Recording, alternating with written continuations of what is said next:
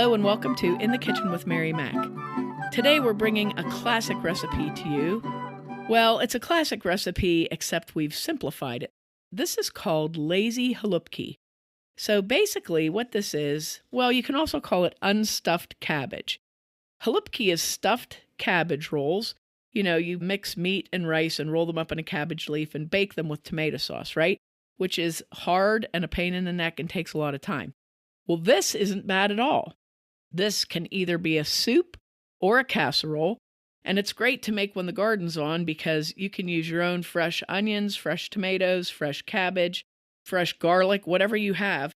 And this makes a nice big batch. It freezes really well. It's great for lunch or dinner or carrying in your lunch. So this is a very good and versatile dish.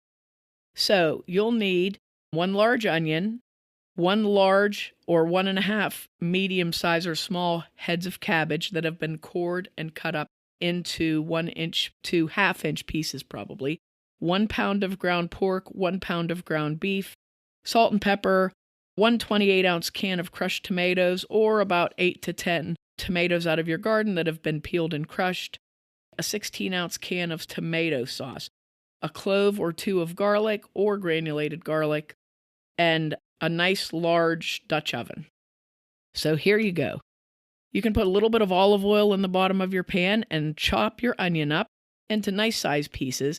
Throw that into your olive oil and then break up your ground pork and ground beef into that and continue to break them up while you saute them so that they cook and they're actually in kind of smallish, fine pieces.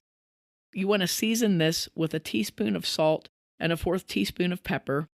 And then you can add your garlic now. You can either crush a clove or 2 of fresh garlic or use jarred minced garlic or use a 1/2 teaspoon of granulated garlic. Once this has sauteed and cooked and the meat is completely cooked or nearly completely cooked, you can add your cut up cabbage. And you want to stir that into your meat mixture and continue to cook that on low for 20 to 30 minutes until your cabbage begins to soften. So that takes a little bit of time. Just keep stirring it and turning it, and keep it going. Now, for your tomatoes.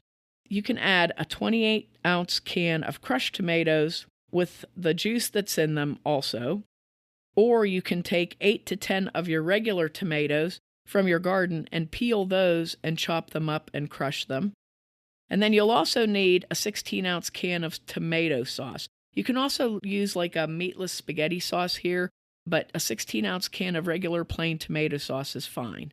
Also, 8 ounces of water, so you can use that to rinse your cans out. Just take a cup of water and rinse your cans out, pour that into your pan.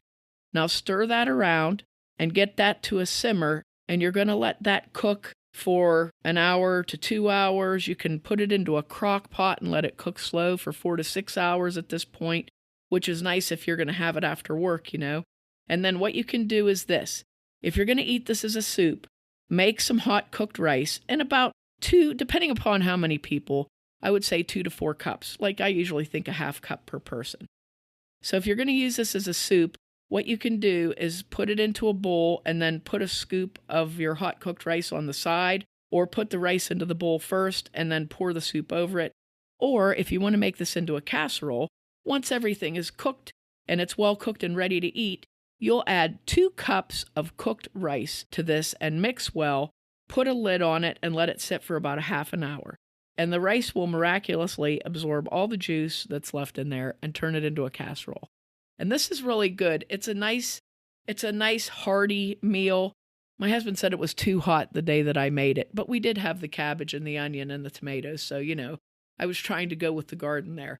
But it's very good. It's very simple to make. It comes together pretty quick. And what I like about it is if you do, like I said, if you prep cook it and then dump it into a crock pot and let it finish, you can prep cook it the night before, put it into a container. In the morning, put it into your crock pot and just plug it in and put it on low all day long while you're at work, and you'll have a delicious meal ready when you get home. So there you go. Lazy halupki. So much faster than stuffed cabbage. So we have a special guest for the second part of the podcast here.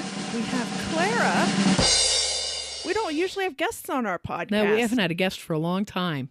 We're talking about what kids like? We wanted to know what the classic foods are that kids like. We want to know if kids really like the things that grown-ups think they like. So one of the things that came to mind for me was, of course, if kids really like peanut butter and jelly sandwiches, or do parents just think kids really like peanut butter and jelly sandwiches? What do you say? I say it depends on which kid it is. Because, some are like, yes. Some are like, no. And also it depends if it's those prepackaged ones, because I hear those things are gross. I'll bet they are. So you say basically if it's a homemade peanut butter and jelly sandwich, it would probably be yes then. Yeah. Kids like that, but they don't like the prepackaged ones. Yeah, at least that's what I heard, because I always pack in school and don't get a PB&J. Okay. What about when you go out to eat at a restaurant? What kind of things on the kids' menu do you think are the right things to be on a kids' menu?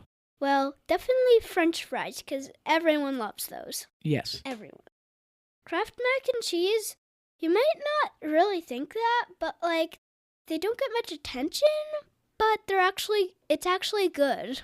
Oh, okay. I never think about Kraft macaroni and cheese either. What about the classic grilled cheese sandwich? Is that a good thing for kids? Yes, it is. Also, when I don't know anything on the menu, I usually just get that. When you're in strange territory, huh? I do the same thing. I've gotten... That is true. My go-tos are if there's chicken strips or grilled cheese on a menu. If it's somewhere that it's this seems too fancy for me. I don't know what any of these things are. I get the fancy grilled cheese. Ah, yes. Very true. What else do they put on kids' menus these days? Surprisingly, hamburgers or cheeseburgers. Oh, really? Yeah. Kids like that kind of stuff? Yeah. Oh, that's great. Especially if it's from McDonald's. Oh, yeah, okay. Everybody likes a McDonald's kids meal. What about pizza? Where does pizza come into this discussion? Really, really high. Really high? Okay. That makes a lot of sense because most kids, when they have a birthday party or something, what do they have? Pizza.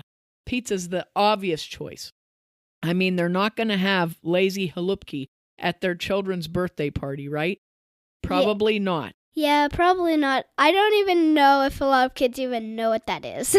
Well, it would be a cabbage soup sort of thing. What do you think about cabbage? Really, really low on my list. Now, how about desserts? What would be the best dessert to have on a kid's menu, do you think? I have a feeling ice cream would be really high on there, but no one does it. But basically, Really? what everyone does is chocolate chip cookies. Huh. I mean, never they're thought good, about that. but not as good as ice cream. Ah, that's where Dairy Queen comes in as the big winner. Yes. Because you get the ice cream dessert. But if you feel freezing and you're coughing a lot and your eyes are watering, that might mean you have COVID. Yes, that's true. That is exactly what that could mean when you're eating ice cream at Dairy Queen. It could also mean that it's just very cold and you're having a brain freeze. Yes. Could also mean that. So now, if you were having a side dish with your children's menu, what would you say would be the best side dish you could have with whatever you're eating? Applesauce or apple slices? What do you think? Well, fries usually, because sometimes they're the main entree. Sometimes they're on the side. It depends on the place you go. But also, applesauce is really common. Yeah. And if you go to McDonald's, apple slices. Okay, what about potato chips? Do kids like potato chips? Yes, a lot. That's terrific. Is there any other things that parents should know about what kids like and don't like with their food-wise? Food-wise, not a general complaint. Well, it really depends on the kid. The parent should know the kid's allergies. Say that kid's allergic to kiwis. Their parent orders, wait for it, kiwis. Kid's most likely to act up. That's a sign your kid's allergic to kiwis. That could be a sign. You're right. Very good. You're a very observant and thoughtful guest, and we were happy to have you on In the Kitchen with Mary Mac. What is your favorite food? Of all foods, what is your favorite food? Ice cream. Ice cream. You've heard it here first, everyone. Clara's favorite food is ice cream. We'll have to make sure we play this for your parents, okay? Thank you for being a guest on In the Kitchen with Mary Mac. There is no payment for this. No, but you can have this applause sound effect. Yes. This is happening right now. All right. Well, make sure to check us out online on Facebook and Threads at Mary Mac Bakehouse, on Instagram at Mary Mac Bakehouse and Mary Mac Podcast, and on our website, marymacbakehouse.com. Thanks a lot for listening if you did, and if you didn't, too bad for you.